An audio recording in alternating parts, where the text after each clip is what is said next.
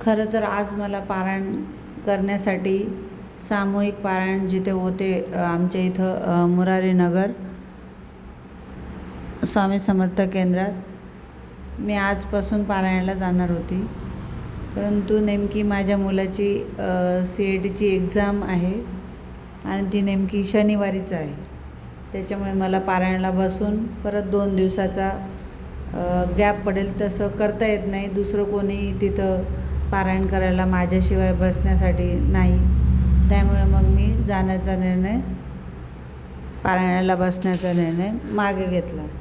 परंतु मग मी आता असं करेल की घरात आहे तोपर्यंत जमले तर मोठं पारायण 53 अध्यायाचं एका दिवसात करेल. नाही एका दिवसात जमलं तर 3 दिवसाचं जे पारायण आहे ते करेन. आणि समजा तेही शक्य झालं नाही मला काही कारणाने, समजा कामावर जाण्याच्या वेळेने किंवा घरातल्या सगळ्या गोष्टींमुळे मला ते झालं नाही, तर मी माझ्याकडे संक्षिप्त पारायण आहे ते वाचण्याचं हे करेल. रोज तो एक 7 अध्यायांचं संक्षिप्त पारायण आहे ते वाचेन. आणि समजा तेही नाही जमलं तर मी तारक मंत्र वाचेल. तारक मंत्र 11 वेळा म्हणेन मी. आणि स्वामी समर्थांचा जप 108 तर मी फिक्स करेल. बट समजा तेही नाही जमलं तर मी हेडफोन लावून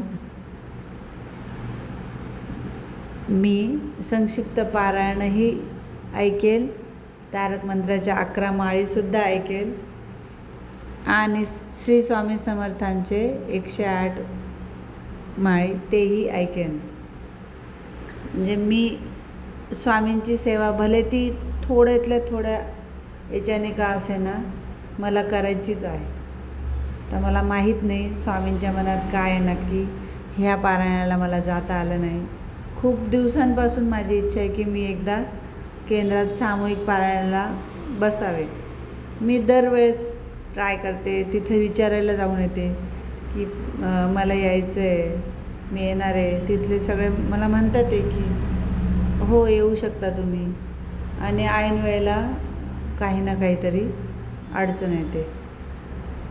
ठीक आहे, मी असं म्हणते की बहुतेक आत्ता नसेल ती वेळ, परत केव्हा तरी आली की आपण जाऊ. थोडी खंत असते मनात, पण ठीक आहे, एकदा तरी केंद्रात जाऊन मी स्वामींचं दर्शन तर घेणारच.